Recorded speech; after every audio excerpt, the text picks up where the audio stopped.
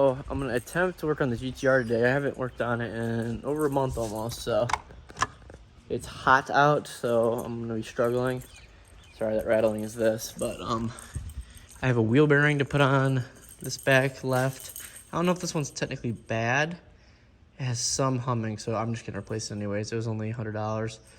And then the windshield washer fluid motor up front because it doesn't work, so I bought one of those because it was only $20. So I'm hoping this fixes our two problems. I've never actually worked on this car. I did change the fuse for the relay for the fans were broke and stuff like that, but I haven't actually taken the wheels off this thing. So taking this wheel off, check that. I gotta take this wheel off anyways to get to the fender well, which is just right here. Shouldn't be too hard actually to get to that pump right in there.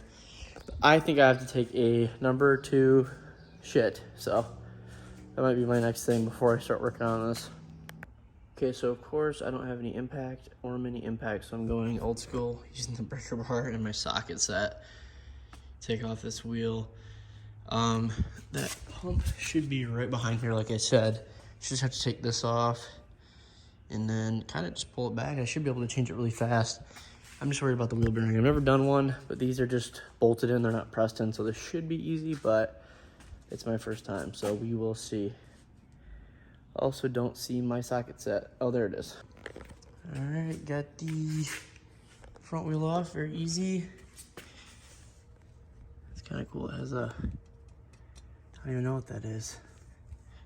Haven't looked in here yet. Looks clean though.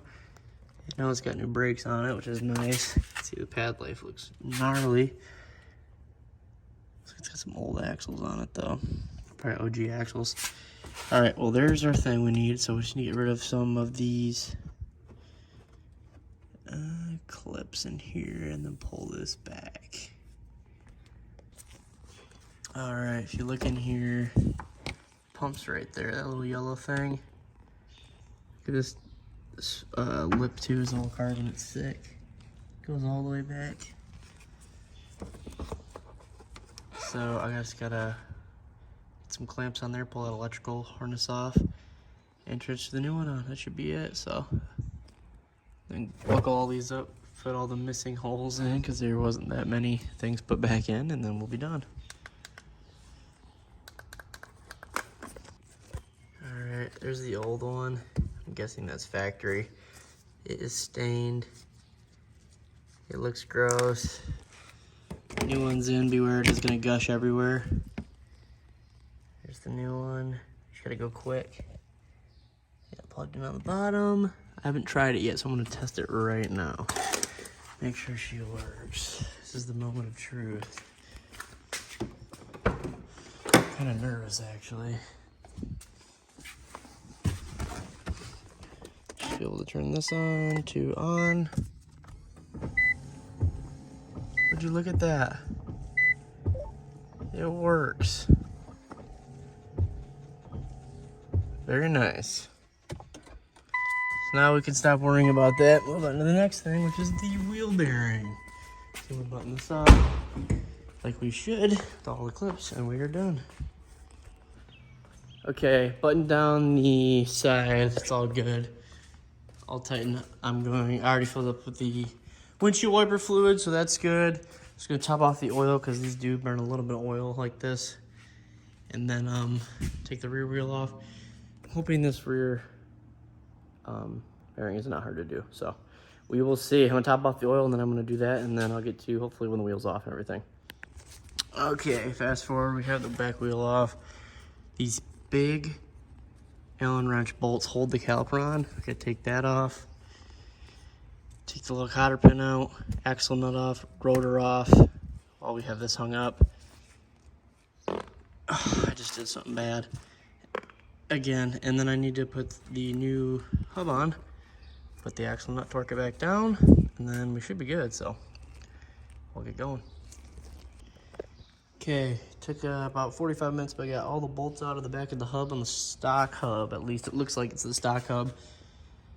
I'm hitting it around, I cannot get it out, so I'm gonna have to keep hitting it, but this was a pain in the butt to reach those back bolts, so hopefully it will be much easier going in, but